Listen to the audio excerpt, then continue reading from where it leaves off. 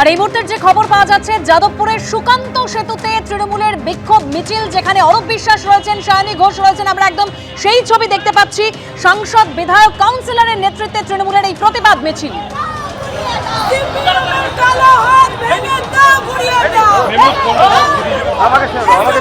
যাদবপুরে শিক্ষামন্ত্রী ব্রাত্য বসুর গাড়ির উপর হামলা এবং সেই হামলার প্রতিবাদে এই মিছিল। সরাসরি অনির্বাণ বিশ্বাস রয়েছেন আমাদের সঙ্গে, আমাদের প্রতিনিধি অনির্বাণ। হ্যাঁ দেখো, তুমি দেখতেই পাচ্ছ একেবারে যাদবপুর সুলেখা মোড় থেকে এই মুহূর্তে কিন্তু তৃণমূলের যে বিক্ষোভ মিছিল, সেই মিছিল কিন্তু তারা বের করেছে। মূলত রাজ্যের শিক্ষামন্ত্রীর উপরে যে আক্রমণ নেমে এসেছে যাদবপুর বিশ্ববিদ্যালয়, তার প্রতিবাদে কিন্তু তাদের এই বিক্ষোভ সমাবেশ এবং বিক্ষোভ মিছিল। কিছুক্ষণ আগে আমরা দেখলাম যে অরূপ বিশ্বাস, সায়নী ঘোষ থেকে শুরু করে সমস্ত কাউন্সিলররা তারা উপস্থিত রয়েছেন এই বিক্ষোভ সমাবেশে। এবং এই মুহূর্তে মিছিল সেটা কিন্তু 8Bর দিকে এগিয়ে চলেছে, যাদবপুর বিশ্ববিদ্যালয়ের দিকে এগিয়ে চলেছে। স্বাভাবিকভাবে কিন্তু তারা স্লোগান তুলছেন যে যেভাবে রাজ্যের শিক্ষামন্ত্রীর উপরে আক্রমণ নেমে এসেছে যাদবপুর বিশ্ববিদ্যালয়তে, তার তীব্র ধিক্কার জানাচ্ছেন তারা, প্রতিবাদ জানাচ্ছেন তারা। আমরা একবার কথা বলবার চেষ্টা করবো সায়নী ঘোষের সাথে। অরূপ বিশ্বাসকে আমরা দেখতে পাচ্ছি, তিনি একেবারে মিছিলের সামনে অগ্রভাগে কিন্তু মিছিলটিকে তিনি সাজানোর কাজ করছেন। এবং সায়নী ঘোষ ছাড়াও কিন্তু দলের সর্বস্তরের নেতৃত্ব যাদবপুর বিধানসভা কেন্দ্রে, যাদবপুর লোকসভা কেন্দ্রে প্রত্যেকে এখানে উপস্থিত রয়েছেন, প্রত্যেক কাউন্সিলর এখানে উপস্থিত রয়েছে। স্বাভাবিকভাবে তাদের সাথে এই মিছিল তারা কিন্তু এই মুহূর্তে আস্তে আস্তে 8Bর দিকে নিয়ে যাবে এবং সেখান থেকে যাদবপুর বিশ্ববিদ্যালয়ের সামনে থেকে তারা মিছিল নিয়ে যাদবপুর থানার দিকে পর্যন্ত যেতে পারে।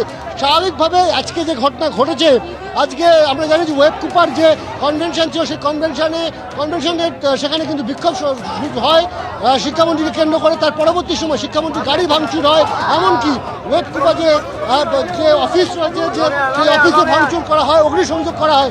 তারই প্রতিবাদে কিন্তু এই মুহূর্তে তৃণমূল কংগ্রেস এবং তৃণমূল কংগ্রেসের কর্মীরা তারা কিন্তু রাস্তায় নেমেছেন এবং এই প্রতিবাদ সংগঠিত করছে। আমরা মলয় মজুমদারকে দেখতে পাচ্ছি একেবারে সামনের সারিতে রয়েছে, যিনি কিনা যাদবপুরের বিধায়ক। স্বাভাবিকভাবে প্রত্যেকে এখানে উপস্থিত রয়েছেন এবং মিছিল নিয়ে এই মুহূর্তে তারা এগিয়ে চলেছেন একেবারে 8Bর দিকে।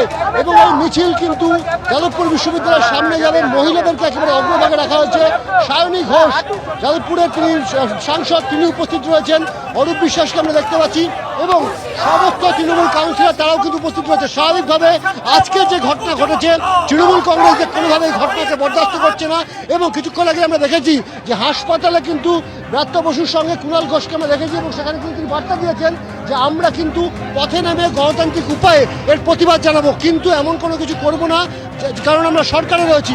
সেই জায়গায় কিন্তু তৃণমূল কংগ্রেস আজ সন্ধ্যেবেলাতেই কিন্তু এই প্রতিবাদ মিছিল সেটা কিন্তু সংগঠিত করেছে। অরূপ বিশ্বাস থেকে শুরু করে সায়নী ঘোষ, মলয় মজুমদার প্রত্যেকে উপস্থিত রয়েছেন, সমস্ত কাউন্সিলর উপস্থিত রয়েছেন।